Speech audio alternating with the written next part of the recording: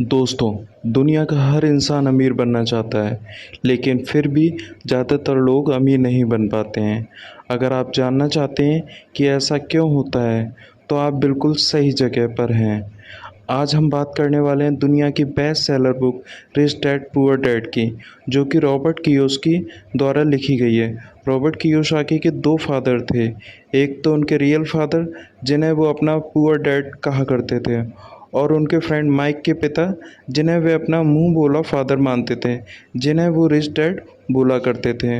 उनके जो real father थे, जो कि काफ़ी पढ़े लिखे थे, पर उनकी पूरी ज़िंदगी स्ट्रगल में बीती, और यही कारण था जिसकी वजह से रॉबर्ट उन्हें पुअर डैड कहते थे। और दूसरी ओर उनके जो मुंह बोले फादर थे, जो कम पढ़े लिखे थे, फिर भी वो बिजनेसमैन और सक्सेसफुल इंसान थे।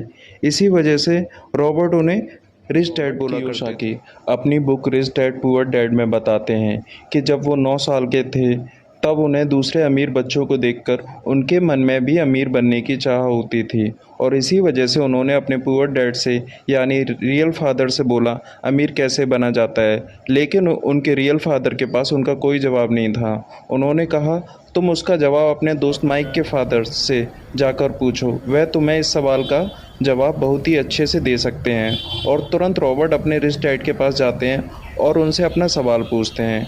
वहीं से रॉबर्ट की लाइफ में फाइनेंशियल ग्रोथ स्टार्ट होती है। उनके रिच डैड ने डिफरेंट स्टेजेस पर अमीर बनने के लिए और हमेशा अमीर बने रहने के लिए कुछ इम्पोर्टेंट लेसन बताए, और इसी के साथ ही कई सारी इम्पोर्टेंट बातें बताई कि कैसे पैसे को काम पर लगाएं, जैसे कि पैसों को किस तरह से मेंटेन करना है, पैसों को काम पर कैसे लगाएं, और ऐसी कौन कौन सी गलतियां हैं जिसकी वजह से गरीब हमेशा गरीब रहता है और अमीर इंसान और अमीर होता जाता है। और रिच डैड उन्हें यह भी बताते हैं, अगर गरीब इंसान भी इन बातों को फॉलो करता है तो वो गरीब इंसान बहुत ही जल्दी अमीर बन सकता है। तो अब हम बात करते हैं उन इम्पोर्टेंट लेसन के बारे में।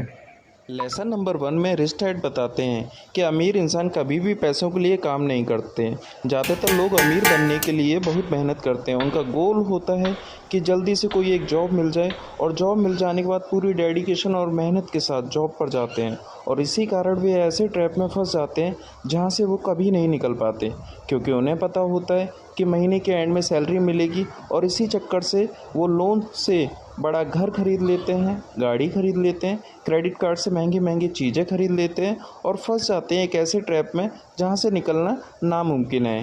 क्योंकि आपने जो चीज़ें ली हैं उनका आपको लोन भी पे करना है, और उस लोन को पे करने के लिए आपकी सैलरी का मैक्सिमम अमाउंट तो लोन पे करने में चला जाएगा। इसी तरीके से कई लोगों की ज़िंदगी तो लोन पे करने पर ही चली जाती है।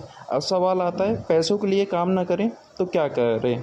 अमीर लोग वह करते हैं जिससे पैसा उनके लिए काम करता है, और क्या वह ऐसा करते हैं, इसका जवाब आने वाले पॉइंट्स में आपको। Lesson number 2, financial education. दूसरे लेसन में रिच डैड हमें यह सिखाते हैं कि इंसानों को मैनेज करने की समझ बहुत ज़रूरी होती है। उन्होंने एसेट्स और लाइबिलिटीज़ के बारे में बताया है। एसेट्स वो होते हैं जो आपकी जेब में पैसा डालते हैं, और लाइबिलिटीज़ उन चीज़ों को कहते हैं जो आपकी जेब से पैसा निकालती हैं।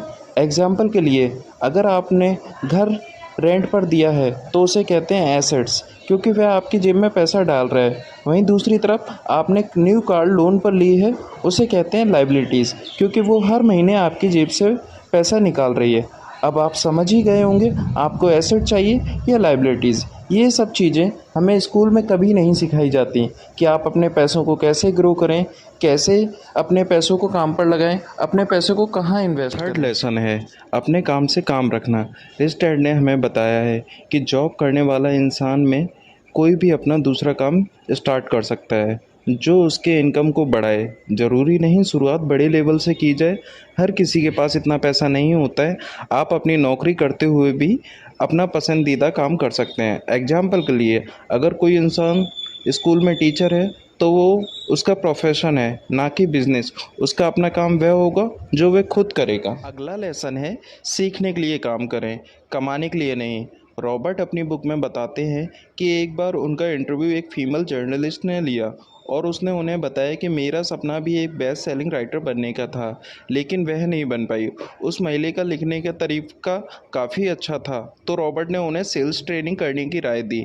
लेकिन यह सुनकर महिला नाराज़ हो गई, क्योंकि वह महिला बहुत ज़्यादा पढ़ी लिखी थी। उसके हिसाब से सेल्स की ट्रेनिंग करना उसके स्टैंडर्ड का नहीं था। रॉबर्ट का कहना था कि दुनिया में कई सारे पढ़े लिखे स्मार्ट लोग हैं, वो लोगों से भरी पड़ी है, लेकिन पॉइंट यह है कि पैसा कमाने के लिए टैलेंट के साथ और फाइनेंशियल एजुकेशन ज़रूरी है।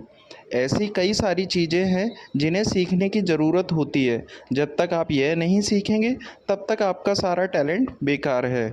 उस लड़की की तरह कई लोग सीखने पर ध्यान नहीं देते। अगर वो लड़की सेल्स की ट्रेनिंग सीख ली होती तो हो सकता है वो लड़की आने वाले दिनों में बेस्ट सेलिंग राइटर भी बन जाए। हमें हमेशा सीखते रहना चाहिए।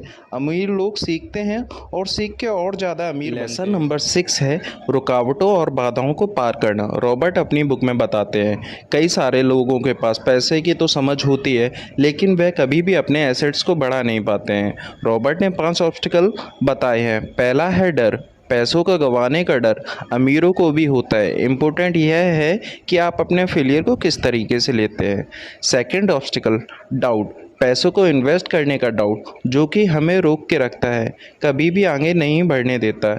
जिस भी काम को करने की सोचते हो उसे शुरू ही नहीं कर पाते हो। इसी तरीके से हमारे सामने हजारों मौके आंखों के सामने से निकल जाते हैं और हम देखते रह जाते हैं। तीसरा ऑब्स्टिकल है आलस, जो कि इंसान को